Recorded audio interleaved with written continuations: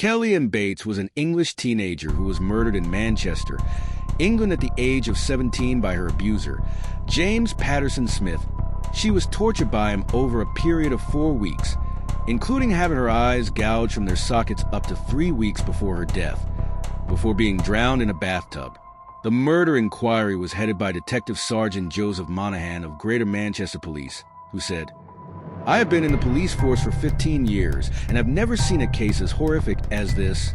William Lawler, the pathologist who examined Bates' body, described her injuries as the worst he had seen on a murder victim.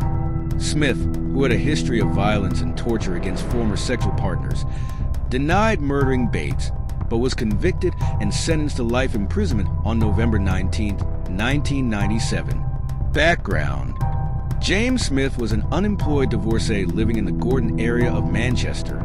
Described by acquaintances as house-proud and well-groomed, he was a teetotaler and non-smoker. Smith's marriage had ended in 1980 after 10 years because he had been violent towards his wife. His next relationship was with 20-year-old Tina Watson, whom between 1980 and 1982 he used as a punch bag, even subjecting her to severe beatings while she was pregnant with their child. She said, "At first it was now and again, just a little tap, but in the end it was every day.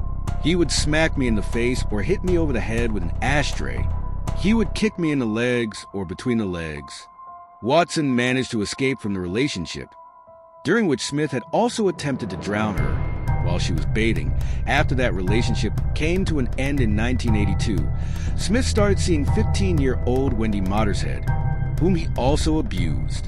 In one attack, he held her head underwater in the kitchen sink in an attempt to drown her. In 1993, Smith began grooming Kelly Bates when she was 14 years old, having met her while she was babysitting for friends. Approximately 2 years later, when she had left school, Bates moved in with Smith at his home in Funival Road, Gorton. She was concealing the age difference between them from her parents, Tommy and Margaret Bates. Bates' mother said of her first meeting with Smith after the two had started living together, "As soon as I saw Smith, the hairs on the back of my neck went up. I tried everything I could to get Kelly away from him." Although Bates had left Smith briefly because of arguments with him, she was once more living with him at Funival Road by the end of November 1995.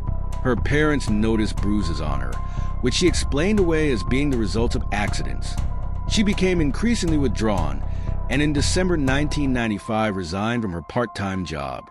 In March 1996, Bates' parents received cards purportedly from her for their anniversary and a birthday, but only Smith had written in them. When her brother tried to see her at the house, Smith said she was not at home. When a concerned neighbor asked after her, she was briefly shown at an upstairs window. Murder. On April 16, 1996, Smith reported to authorities that he had accidentally killed his girlfriend during an argument in a bathtub, claiming that she had inhaled water and died following his attempts at resuscitation. He also claimed that she often pretended to be unconscious. Police went to Smith's address and found Bates' naked body in a bedroom. Her blood was found throughout the house, and a post-mortem examination revealed over 150 separate injuries on her body. During the last month of her life, she had been kept bound, sometimes tied to a radiator or furniture by her hair, other times by her neck using a ligature. William Lawler, the Home Office pathologist who examined her body, said, "In my career, I have examined almost 600 victims of homicide, but I have never come across injuries so extensive.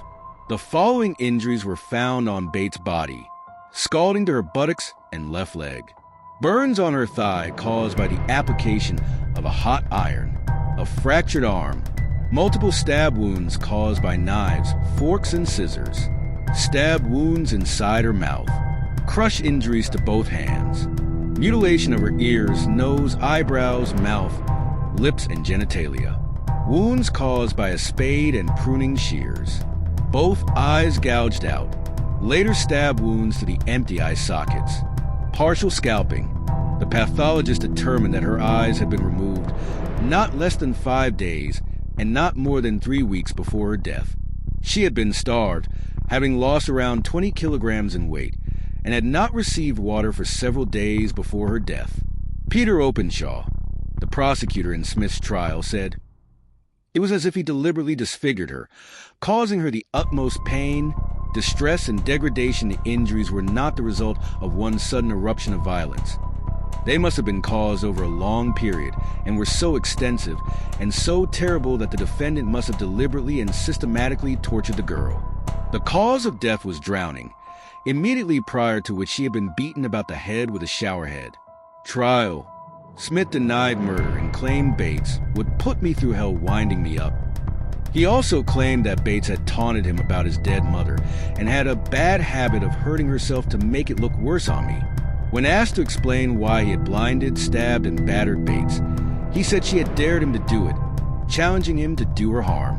Jillian Mezzi, a consultant psychiatrist, told the court that Smith had a severe paranoid disorder with morbid jealousy and lived in a distorted reality. The jury at Manchester Crown Court took 1 hour to find 49-year-old Smith guilty of Bates' murder. Sentencing him to life imprisonment, the judge, Mr. Justice Sachs, recommended that Smith serve a minimum term of 20 years. He stated, "This has been a terrible case, a catalogue of depravity by one human being upon another. You are a highly dangerous person. You are an abuser of women, and I intend, so far as it is in my power, that you will abuse no more." The jury were offered professional counseling to help them deal with the distress of seeing the photographs of Bates' injuries and the sickening violence of the case. All members of the jury accepted this offer.